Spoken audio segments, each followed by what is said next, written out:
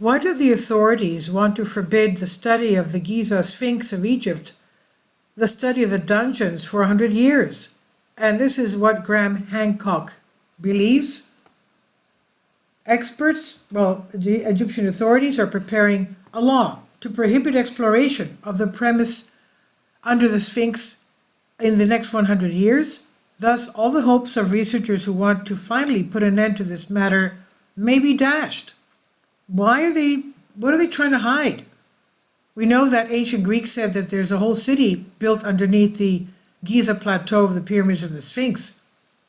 We all understand that the Sphinx is the property of the Egyptian authorities, but when it comes to the discovery of a universal scale, shouldn't the state provide more allowances to the study of the mysteries? Edgar Cayce once claimed that under the Sphinx there's a labyrinth of thousands of steps. Whoever passes it will find himself in the Hall of Truth, where the first gods of Egypt and the most valuable library rests, he said. It contains the knowledge accumulated by the previous dozens of civilizations. Having reached them, humanity will rise to a new level of development. There'll be no need for weapons and medicines. New laws and new opportunities will be opened. This is an inevitable step on the road to space travel.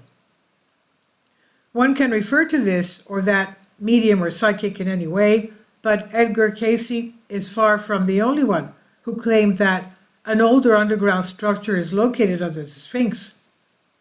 There's an opinion that the sculpture was created on purpose to permanently preserve the passage to the Atlantean library or the relics of the ancient gods. Recent studies have scanned the soil beneath the Sphinx. Connecting corridors were found there, and several sources report that the exact scheme was never completed. As the Egyptian military hastily curtailed the study of these dungeons, why were the Egyptian authorities so afraid? Israeli historian Orly Goldwasser believes that there is nothing wrong with the study of ancient objects, and in her opinion, the law on the conservation of the dungeons of the Sphinx will not be adopted. But British researcher Graham Hancock said that there are two good reasons why researchers are not allowed to study the Sphinx. Graham Hancock said, first, the pyramids and the Sphinx were never built by the Egyptians. These are the structures of a previous civilization to them, and if this truth comes to light, then history will have to be rewritten. And second, Graham Hancock said concerning Edgar Cayce and many others were right.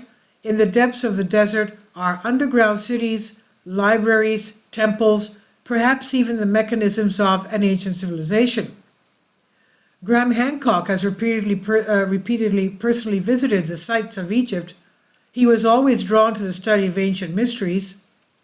According to his theory, Egypt was formed relatively recently, and the entire modern history of Egyptology is a complete fiction, he says. The Egyptians applied hieroglyphs to sculptures in a 2 to 3 millennium BC, while the Sphinx and pyramids are more than 17,000 millennia old. This is easily calculated in a computer program. Many buildings in Egypt were built in accordance with the location of the heavenly bodies. From them, you can understand which star map the ancient masters used and calculated the year of creation.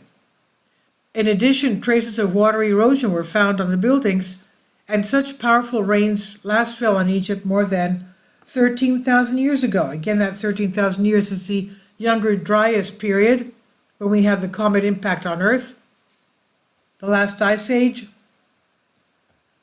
Now, climatologists, by the way, confirmed that in those days there were meadows and forests in the land there, and the climate was not at all arid. Based on this, we conclude that in those days the Sphinx and the pyramids were already standing. Egypt did not exist then, so why not believe Graham Hancock and Edgar Cayce? And this is on Solask. Please leave your comments. Thank you for your support. Kindly support my Patreon account. The daily posts are 5 videos daily, and they are totally different from what I have on my YouTube channel. Thank you so much for your support and that you find all my content so interesting. You'll find the Patreon account details in the description box below.